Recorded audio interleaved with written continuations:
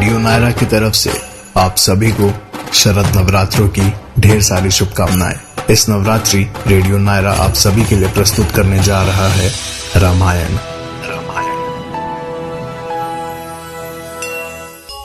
आप सुन रहे हैं नायरा प्रस्तुति रामायण। पिछले भाग में हमने सुना किस तरह से श्री राम और उनके सभी भाइयों का विवाह हुआ। आइए अब सुनते हैं आगे।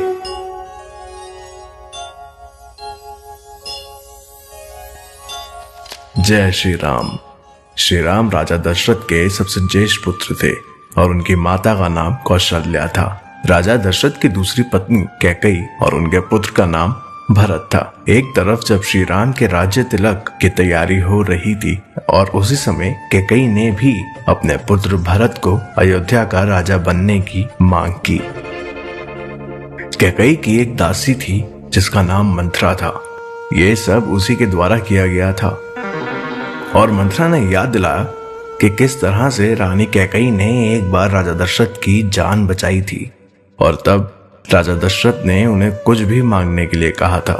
तब कैकेयी ने राजा दशरथ से कहा कि ये जो वचन है ये मैं आपसे सही समय पर आने पर लूंगी। उसी वचन के बल पर कैकेयी ने राजा दशरथ से पुत्र भरत के लिए अयोध्या का सिंहासन और श्री राम के 14 वर्ष का वनवास मांगा। श्री राम तो आज्ञाकारी पुत्र थे, इसलिए उन्होंने माता कैकेयी की बातों को आशीर्वाद माना और माता सीता और भाई लक्ष्मण के साथ और 14 वर्ष के लिए वनवास व्यतीत करने के लिए अयोध्या छोड़कर चले गए। ये सब राजा दशरथ से देखा नहीं गया और इसी कारण उनकी मृत्यु हो गई।